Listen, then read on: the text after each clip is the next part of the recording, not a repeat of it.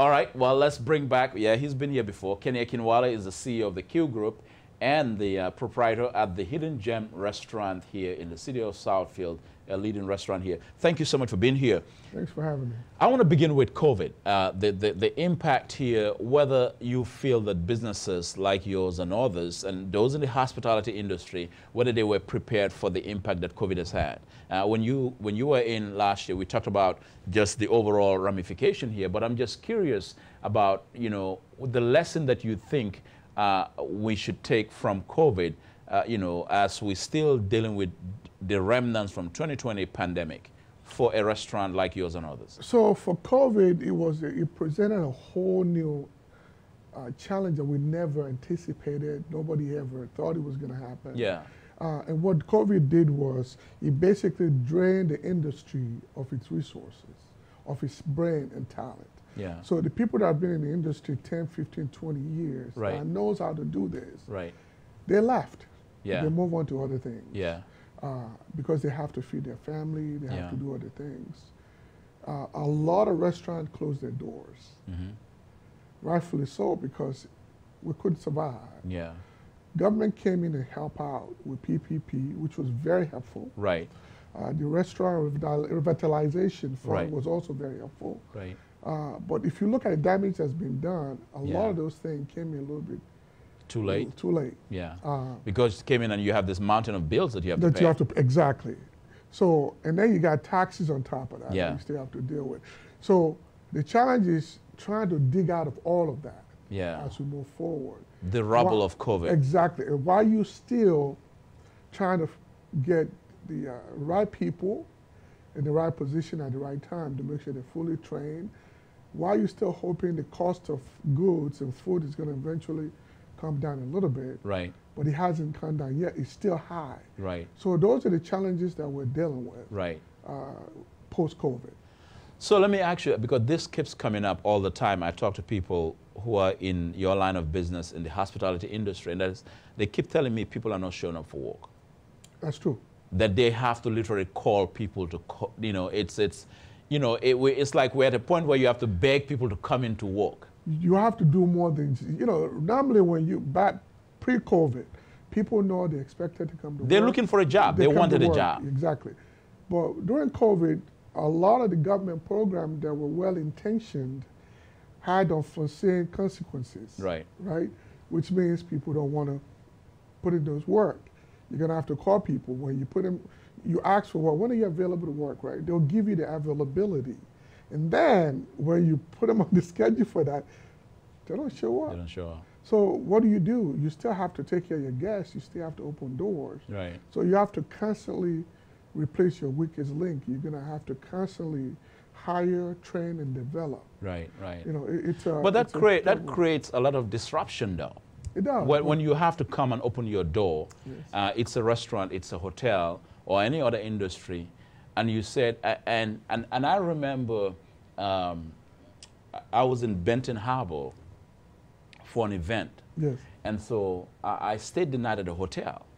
So in the morning, and you know, when I checked in, I didn't bother to talk about breakfast because I expected that there'll be breakfast in the morning. In the morning, I showed up at the front desk, you know, is breakfast available? They said nobody showed up for breakfast. That's what they said. Our kitchen is empty.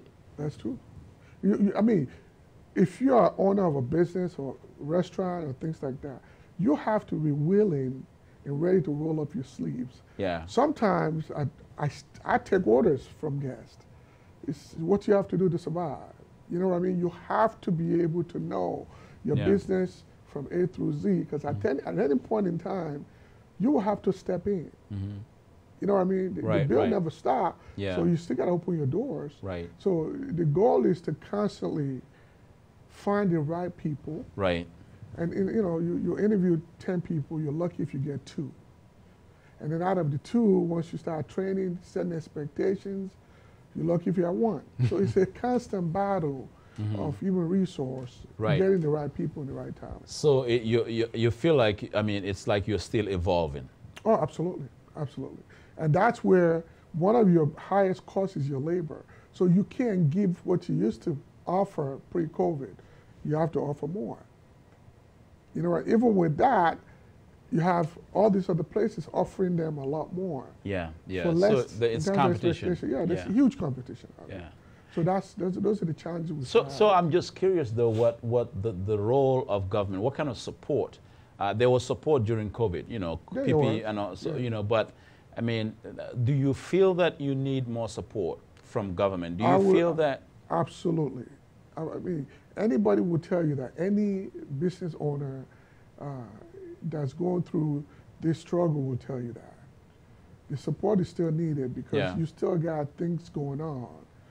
You're still trying to get out of the bills that were there pre-COVID and then post-COVID. So those are some of the challenges that we're dealing with every day, that you're tussling back and forth. Yeah, yeah. The other side to this debate, to this conversation though, is whether are we seeing more people, you know, opening up restaurants? Because we know Michigan lost a lot of restaurants during COVID. Yes. A lot of restaurants bit the dust. Are we seeing more, or is this a situation where it's like it's a 50-50 bet?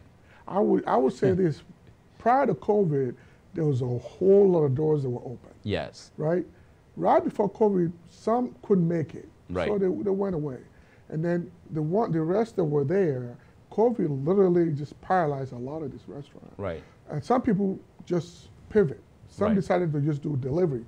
Some decided to just do carry out. Because they couldn't have the staff it takes to do what's necessary. So a lot of people are still trying to figure out what they want to do and how they want to do it because of COVID. So, and some new restaurants are coming up, but they're not as fast as it was prior to COVID. Prior to COVID, you were seeing 2 or 3 restaurants a week. Now maybe you see 1 or 2 every 3 to 4 months. Yeah. So let's talk about the hidden gem. You know, in terms of the work that you're doing there, you know, and in ensuring that customers who are coming in, you know, are getting the service. But of course, you know, you already laid out the complexity of what it means to run a restaurant. I mean, what is it like for you right now? So for us, when we make our product, we make it from the scratch. So if you're coming in thinking you're in a fast food restaurant, we're not that. Okay. Because everything is based from the scratch, and we explain that. We're also working through the best way in terms of productivity and efficiency to get the quality product to the guest in a timely manner. So it's a constant battle. And we have a lot of people want to be at a party of 30, 20, and expect to get the food in 15, 20 minutes. It's virtually impossible if we're going to provide you with the level of quality that you deserve.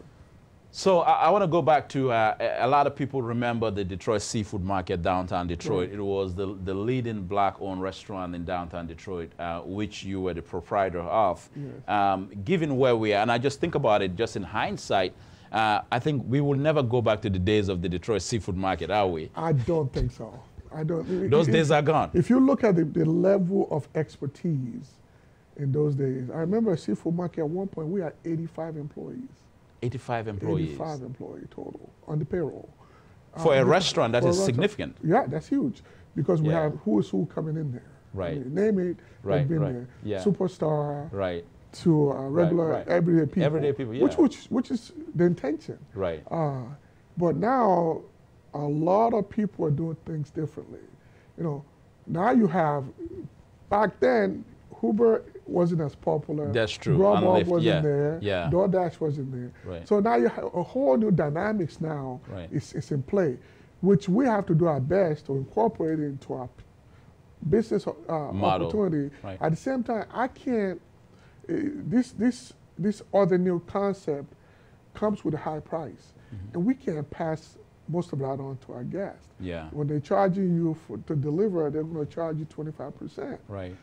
That's your profit margin out the door. So you got to figure out the balancing act. So you can't have your customers who are coming to patronize you bear the brunt of the extra cost that you're going through. It's just not. It doesn't make sense. I wouldn't do it. So what we're trying to do is do the balancing act. You know. So finally, as we round up this interview, just your advice. I mean, you've been a long-time food industry executive around the country. What's your advice to young entrepreneurs who are trying to go into the restaurant business? Don't go in there thinking oh, I'm just going to walk in, open the door, and the money is going to follow. All right? When you look There's at... no jackpot waiting for you. No. You have to put the work in. Right. This is nothing it's in the restaurant industry. It takes anywhere from 18 months to 5 years for you to be in the black. So you have to be ready for that. Right. If you just coming in for the money, you're going to be frustrated and you're going to close your door very quickly. You have to have a plan. You have to work your plan, and then you have to have a backup plan for your plan. That's what I would encourage. I mean, you are a veteran, so thank you for being here. Thanks for having me. Kenny Akinwale, the longtime Detroit, of course, prime national known food industry executive, and many of us know him as the proprietor of the former Detroit seafood restaurant in downtown Detroit. It was the premier black-owned restaurant in downtown Detroit. Now he's the proprietor of the Hidden Gem restaurant and the CEO of the Q Group, which is the holding company here. We'll be right back with more on Sunday Nation.